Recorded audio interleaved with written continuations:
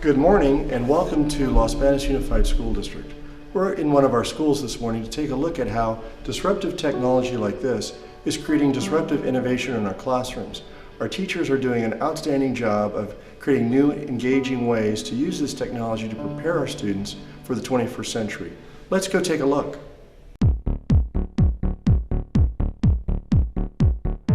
There's no paperwork. I mean, in an English class, with 150 kids, you've got stacks and stacks and stacks of paper for the essay you're reading or the worksheet you're giving them. Whereas this, I got Google Docs, I got the Brain Honey, and then I put it all online, and they have access to all the tabs they can open up, and I've got a clean desk. It's awesome. I can do randomized group settings, or I can specifically group certain people together, and I can even push out documents that are different to each group. So it even helps with differentiation. And I can even do it kind of subtly to where the kids don't know they're getting different things, so that sometimes, my EL students don't know they're getting a different reading or different level of reading from my other students, and they don't necessarily feel that stigma. And so now they're getting used to writing and using different programs that for school related rather than just social media. Like, oh, I forgot something at home, and or it's on a flash drive. That doesn't exist, because if I work within the Google Drive, then I can pull up a student computer and still give them out their assignments through Google Classroom just as easily as if I had my own computer with me. They certainly need guidelines, they need cutoff dates, they need some specifics of what to do. So I have found that to be very helpful. If I was teaching the same class, it would be pretty easy. I would have it all ready to go. My Unit 1's already, it's in the order I want it in. I would just be like, okay, go to this folder in Brain Honey, and voila, all the work that I need them to do is there. And as I've been going, I've been modifying and changing things so they're just about as I'd want them for next year.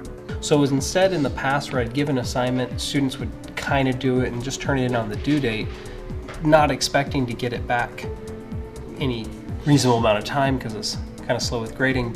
Brain Honey can grade things quicker for me, but also let the students know real soon. Did you learn it or did you not? And the way I look at the Chromebook is the encyclopedias that I have over there, they're all in here. My textbook, which I still use, I was old school, but I don't use it as much as I did. And there's times I use it every day in every class. I might go 2 or 3 weeks and use it every day. By the time I arrive in the morning, I'm having 40 to 50 assignments waiting on me to be scored and graded, which means the kids are accessing devices at home or in other classes or in a tutorial or somewhere to get things turned in beyond school hours. It's been really nice because I can go and look and see who's contributed and how much they've contributed, rather than just hoping that they work together well or assigning roles. I'm able to say to them and show them, here, this is what I'll see in terms of the revision history. The old, the dog ate my homework doesn't work anymore. Because Google Drive is, if they open a document, it's in there no matter what. Unless they put it in the trash, then you can check in the trash. So there is no more lost paperwork. It's not in their backpack, it's not at home, it's online. And if I happen to submit it to Brain Honey, I have a list of all the students that have turned it in, or a little gap where they haven't turned it in. Like, if you didn't do it, it's not there. So you didn't start it, let's begin. The only thing that has been a problem is on the day of a quiz, we might have the power go out, or the internet goes out, or the router goes out, or the Brain Honey server decides not to work. Students not literally knowing how to turn on a computer.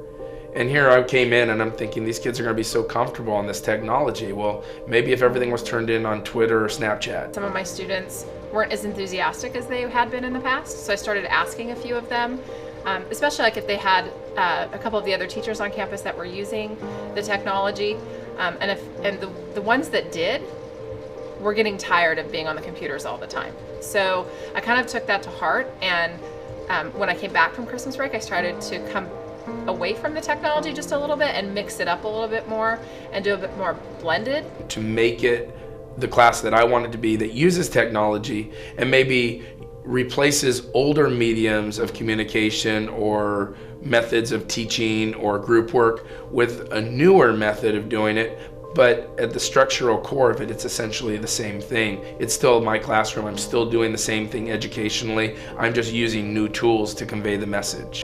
At one point we had an issue where Brain Honey was down for a few days, so we went quickly. I could still access it, but none of my students could. So I went and printed off paper copies of everything that they were supposed to do that day. And I would like to add that it is frustrating in the beginning. That there is definitely a learning curve to it. New teachers that are, or teachers that are new to this coming on, please don't be discouraged and just be like, oh, this is frustrating, I don't want to do this anymore, I give up. Stick with it, because it definitely is beneficial. And as you can use it as much or as little as what works for you. And I think that's what's so great about the whole LMS. Continue to recognize that ongoing professional development is really important to staying ahead of the game and also improving their skills, so that way they can train our students how to learn more through technology. It was more involved in the beginning in terms of playing with the technology and figuring out how to do things. However, once I got that figured out, and it only really took a couple of weeks, depending on the assignments and even troubleshooting with different teachers. The feedback for me, as far as what works and what doesn't, I can immediately change a worksheet.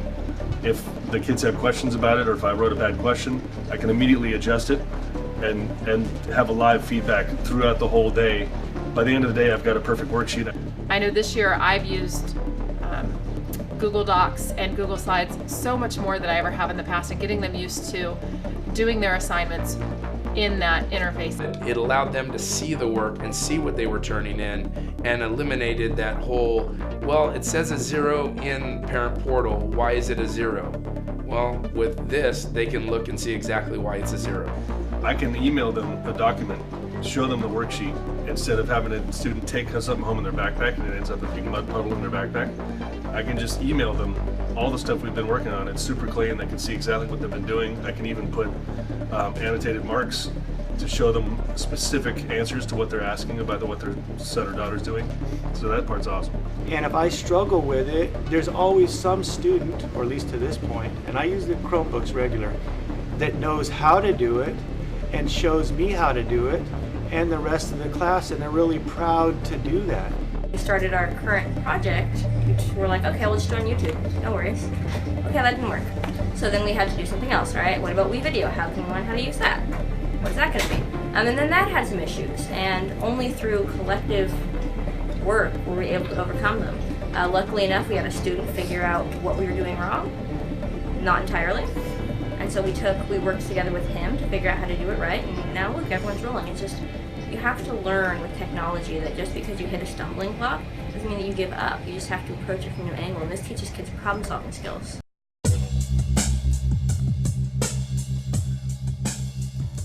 Students are much more engaged, which of course makes teachers be much more engaged with the students and the materials. Today we are doing a lab on different lemonades and how potent they are, and we tasted I think 6 different lemonades, and we ranked them from how lemonade-y, like how sweet and citrusy they are, to like the least and like how diluted and watery they are.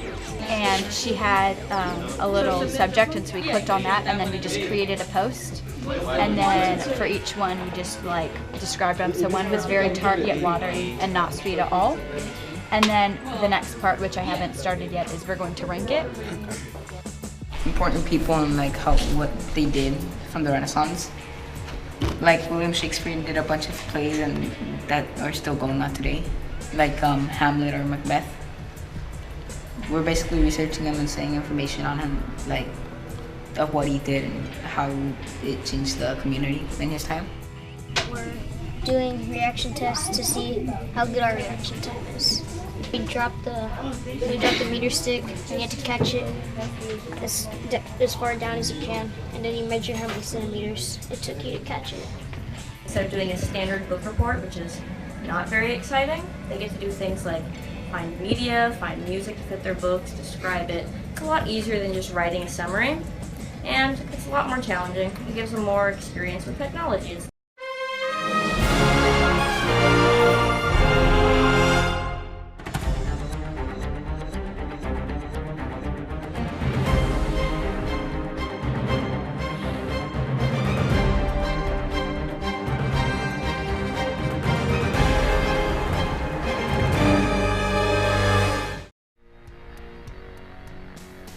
Today's kindergartners, May 2015, will graduate in 2028. We can't know what their futures will hold, but we do know in order to be prepared, they're going to have to be able to use the tools of the 21st century. I'm excited because I know our teachers have the talent and the will to learn how to use these tools in their classroom and engage our students in new and exciting ways. I really look forward to that future.